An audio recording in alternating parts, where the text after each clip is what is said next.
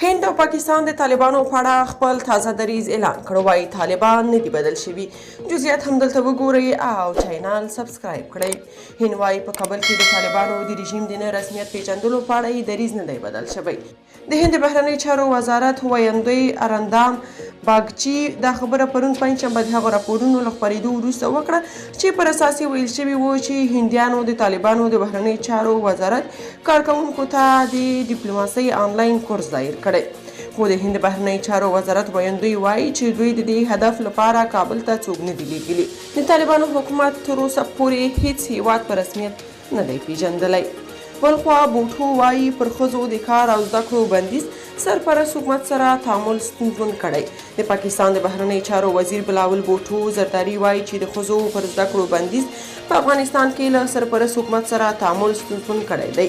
د پاکستان د بهرنی چارو وزیر په یو مرکه کې په افغانستان کې د نظام د دوام لپاره د نجونو زده کړې مهمې ګڼي. نوموړی زیاتوي د کابل له سقوط وروسته پاکستان د ترهګریزو فعالیتونو د ډیریدو شاهد و. خو د افغانستان سرپرست حکومت وایي د افغانستان له خاورې به بل هیڅ هیواد ته ګواښ پېښ نشي او په وینا یې سرپرست حکومت په سیمه کې د سولې د ټینګښت غوښتونکی دی. د پاکستان د بهرنی چارو وزیر په ټینګار سره وایي اسلام آباد اړ دی چې د افغانستان د ګاونډي په توګه له اوسني حکومت سره اړیکې وپالي. تر دې مخکې د پاکستان د بهرنی چارو وزیر د ملګرو ملتونو په یوه غونډه کې له اسلامي امارت غوښتي و چې د افغان ولس او نړیوالې ټولنې پر وړاندې پر خپلو کړو ژمنو عمل وکړي. که تاسو په دې اړه څه نظر لرئ په کومنټ کې شریک او چینل سبسکرایب کړئ.